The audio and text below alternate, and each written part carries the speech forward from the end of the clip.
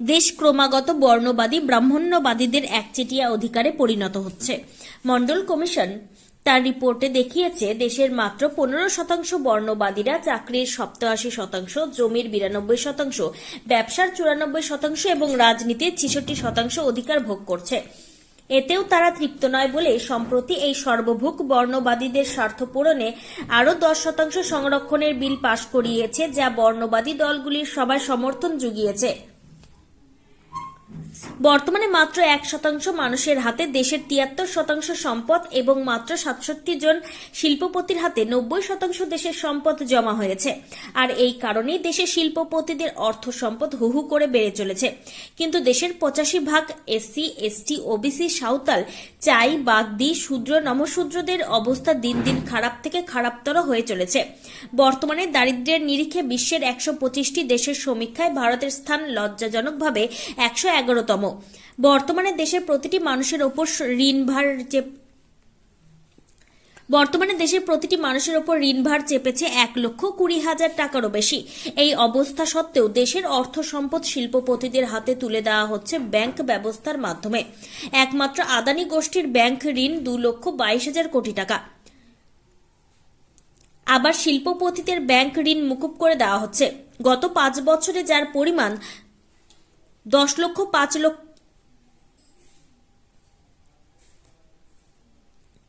গত 5 বছরে যার পরিমাণ 10,05,000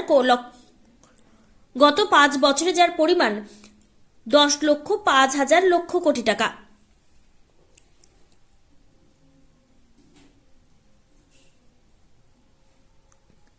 গত 5 বছরে যার পরিমাণ 10,05,000 কোটি টাকা। এই বিদেশি শিল্পপতিদের কাছে দেশের সম্পদ বিক্রি করে দেওয়া হচ্ছে জলের দরে, যার অন্যতম উদাহরণ 53,000 কোটি টাকার এয়ার ইন্ডিয়া টাটা গোষ্ঠীকে বিক্রি করা হয়েছে মাত্র 2700 কোটি টাকায়। এই অবস্থার পরিবর্তন না হলে দেশের আপামর জনসাধারণ, বিশেষ করে 85% মূল নিবাসী বর্ণবাদী লুটেরাদের শোষণ, নির্যাতন, অবমাননার হাত থেকে মুক্ত হবে না। এই শোষণ, নির্যাতন, অবমাননার অবসান ঘটিয়ে মূল নিবাসী বৃহত্তর জনগোষ্ঠীর ন্যায্য অধিকার পেতে তাদের আর্থ, সামাজিক ও শিক্ষাগত জরুরি অবস্থান জানানো এবং তার ভিত্তিতে ন্যায্য অধিকার প্রদান। আর এটা সম্ভব হতে পারে একমাত্র জাতিভিত্তিক জনগণনার মাধ্যমে।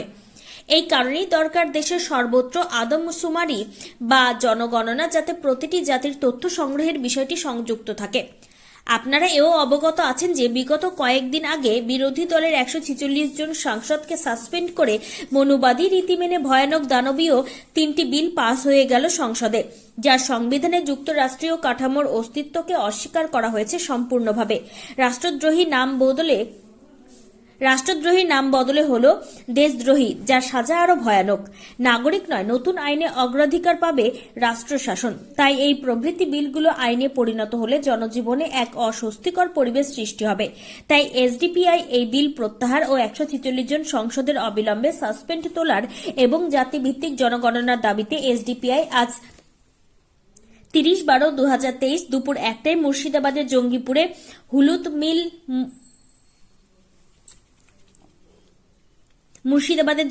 হলুদ মিল মোড়ে প্রকাশ্য জনসভা অনুষ্ঠিত হয়।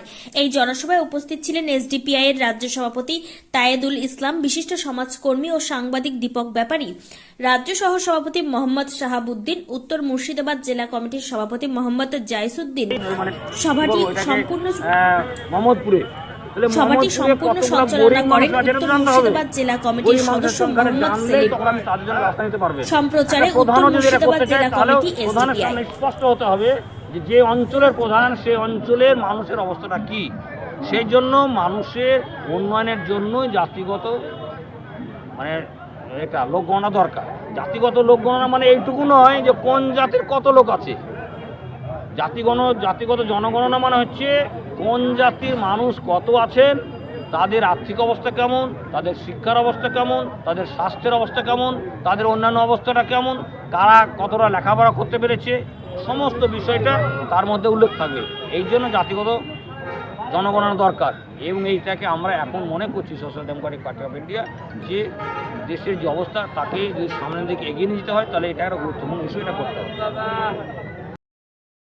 সংখ্যাগরিষ্ঠ মানুষ, প্রায় 85 থেকে 92% পর্যন্ত মানুষ, তারা কিন্তু আজকে বঞ্চিত সমস্ত জায়গা থেকে। সেই অধিকারগুলো কতটা কোন শ্রেণীর মানুষ, কোন অংশের মানুষ, কোন কাস্টের মানুষ, কোন ধর্মের মানুষ সব থেকে পিছিয়ে আছে বা পিছিয়ে রাখা হয়েছে, সেই পার্সেন্টেজটা একটা পরিষ্কার চিত্র যদি আনতে হয় সামনে, তাহলে কিন্তু এই কাস্ট বেস জনগণনা দরকার, যাতে করে সেই সমাজের প্রকৃত চিত্রটা সামনে আসবে যে কোন শ্রেণীর মানুষ কতটা পিছিয়ে আছে বা তাদেরকে পিছিয়ে রাখা হয়েছে। এবং তারপরে সেই অনুযায়ী আন্দোলন হবে, সেই অনুযায়ী অধিকারগুলো আবার নতুন করে সংবিধানে যে সংরক্ষণ হয় সেটা আরও মডিফাই করে আরও বেশি অধিকারটা একদম পাকাপোক্ত হবে সরকারিভাবে। সেই কারণে দেখবে বেশিরভাগ দল কিন্তু এটা চায় না।